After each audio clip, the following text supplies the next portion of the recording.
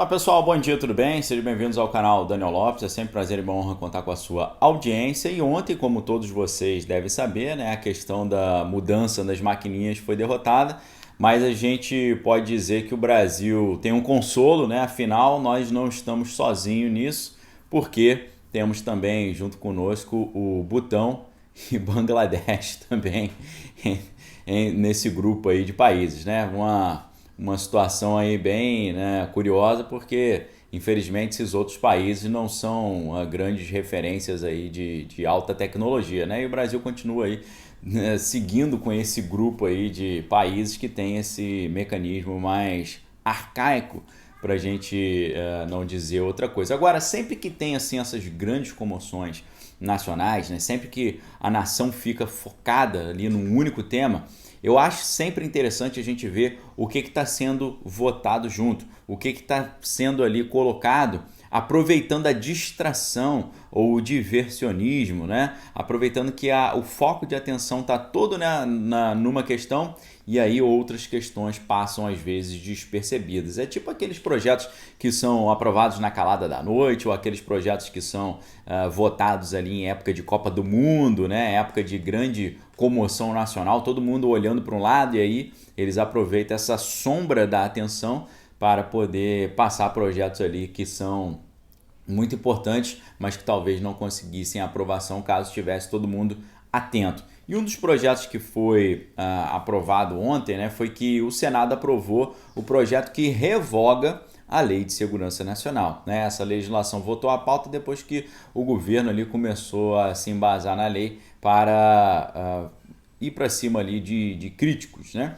E é claro que todo mundo da oposição olha isso como uma grande derrota, mas o pessoal da oposição que é um pouquinho mais atento ali, mais esclarecido, que está de olho no que está acontecendo, já estão pensando e vendo que essa estratégia da retirada da Lei de Segurança Nacional é um plano para substituí-la por um outro projeto muito mais, talvez, assim, incisivo, para não dizer outra coisa. E eu acho que essa questão da aprovação dessa queda, né, da Lei de Segurança Nacional é um dos grandes projetos aí que foram aproveitados para votar nesse dia de atenção distraída, né? Porque isso tudo aqui, pessoal, que a gente tem que olhar é um grande cenário a gente poderia dizer, de operação psicológica. Isso ficou muito claro na fala ontem do Major Vitor Hugo. Vejam só, vou tentar explicar para vocês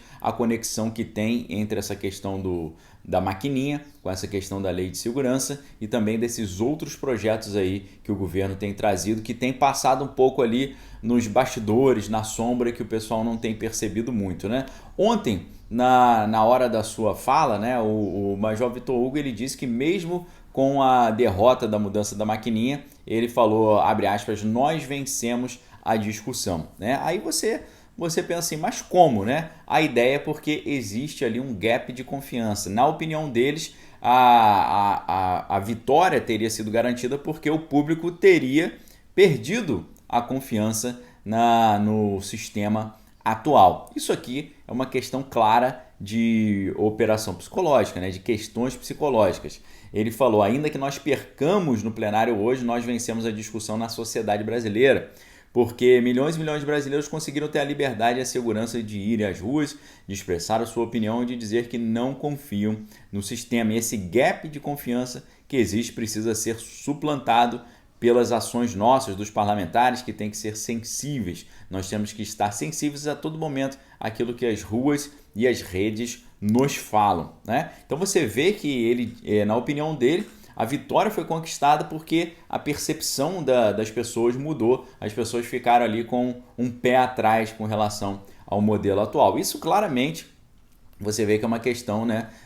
Você vê que eles estão abordando essa questão como uma operação psicológica. O que é operação psicológica, né? Primeiro, né? Operação psicológica, ou eles chamam também de conquista dos corações e das mentes, se refere ali a várias técnicas que são usadas para influenciar as pessoas sem o uso da força, influenciando valores, crenças, emoções, motivações, raciocínio ou comportamento, né? Com várias estratégias que podem ser políticas ou bélicas mesmo, né?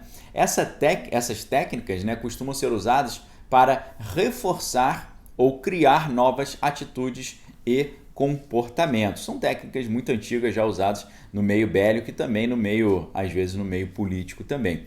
E se a gente for lembrar, né, a biografia, né, do Major Vitor Hugo, ele tem uma formação muito ímpar, né, uma formação robusta, porque além de ter sido funcionário de carreira da própria Câmara, é deputado federal, também tem mestrado, né, em operações militares, né, tem muita formação na área de inteligência e é também, claro, bacharel em ciências militares lá pela Academia das Agulhas Negras, tem formação na ECM, Escola de Comando de Estado-Maior, né, tem mestrado, advogado também, um cara que entende desse tipo de legislação. E dentro desse jogo, eles estavam, hoje a gente entende isso melhor, eles estavam jogando já não tendo a mudança da lei, a PEC, como último objetivo. O objetivo era mudar essa percepção da sociedade. Inclusive, por causa disso, muitos analistas já estavam apontando tempos atrás que o presidente teria uma vantagem ali total dentro desse debate. Por quê? Ele não precisaria provar nada, mas apenas criar essa pulguinha atrás da orelha, ou seja, colocar na mente das pessoas a dúvida sobre esse atual modelo, né?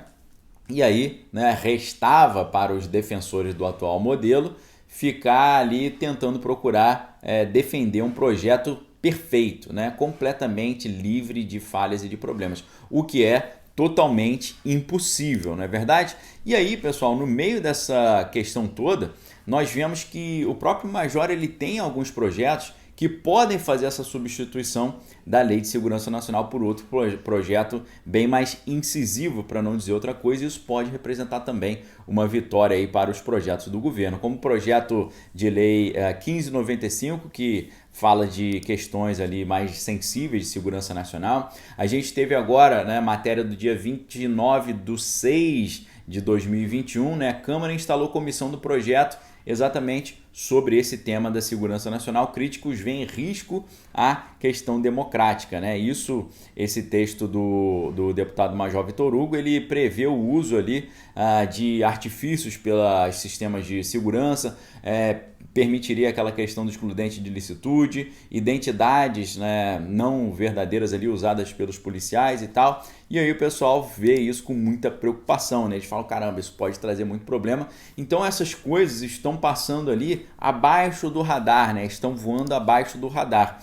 A gente tem o PL 2418/2019, que autoriza ali o monitoramento de aplicativos nas mensagens instantâneas. Tem o PL 443/2019, que transforma crimes comuns ali, às vezes também movimentos políticos e atos públicos em atos contra a segurança nacional. Tem o PL 3389/2019, que acaba com a questão do anonimato na internet, que obriga, né, que um CPF seja vinculado a uma conta nas redes sociais. E tem o projeto também 10.046/2019, que permite cruzamento de bancos de dados ali, de biografia da pessoa com a biometria. O PL 1595 também, que estabelece ali as defesas da segurança nacional. Então, apesar dessa aparente derrota, né, da PEC aí, que muda a questão da maquininha, parece que o governo ali, os seus líderes estão celebrando porque fizeram esse gap de confiança, e os outros projetos, como esse que foi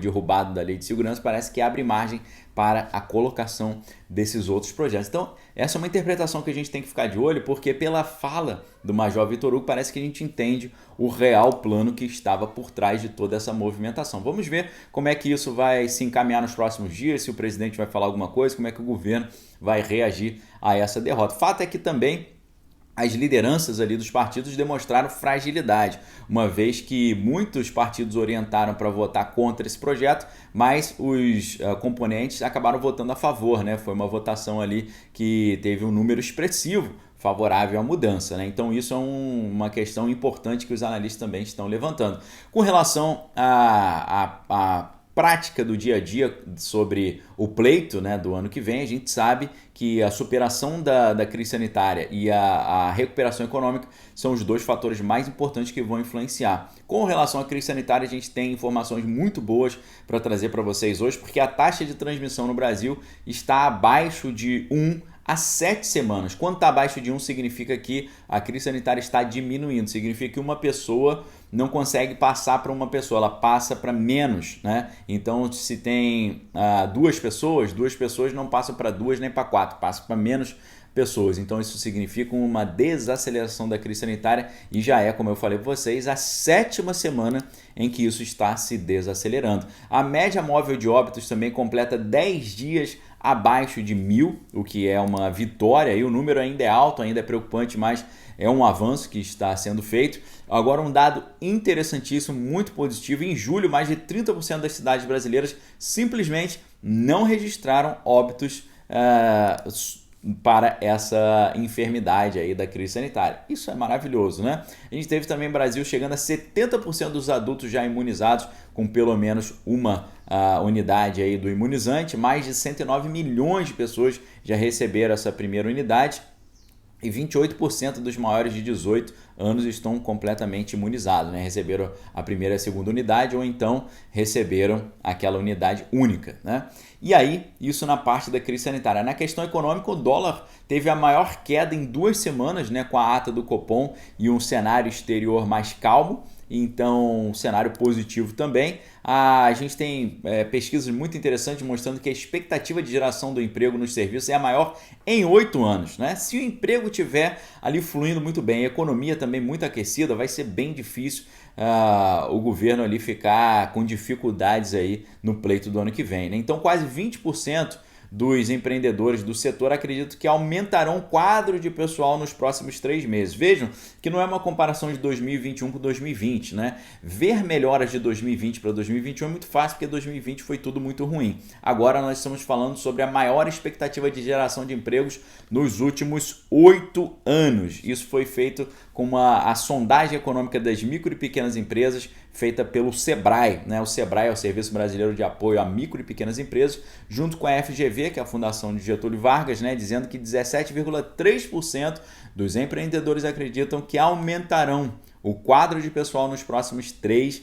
meses. Esse é o melhor resultado desde outubro de 2013, tá certo? A pesquisa também mostrou outro ponto muito positivo, que pelo 4º mês consecutivo, o índice de confiança das micro e pequenas empresas de serviço subiu 4,1 ponto, atingindo 96,3, maior nível desde janeiro de 2020. Tá? Então, informação positiva aí. O saque do auxílio emergencial também já está liberado para nascidos em julho. Isso aí é uma transferência de valores do setor público para o privado, aquece a economia, né? Os beneficiários já podem resgatar os recursos depositados no dia 24 de julho no aplicativo Caixa Tem. Além disso, startups estrangeiras ignorando a situação ainda frágil e acelerando investimentos e contratações no Brasil, né? O Brasil vê ali, por um lado, indústrias grandes se despedindo no meio a esse cenário econômico incerto, mas startups prometendo ali bilhões em investimentos e operações no Brasil, tá bom? Então, pessoal, essas são as notícias que nós temos para hoje. Deixo um forte abraço, fique com Deus, examine todas as coisas, retenha o que é bom e a gente se vê em breve aqui no canal Daniel Lopes com mais conteúdo exclusivo para vocês. Forte abraço, valeu!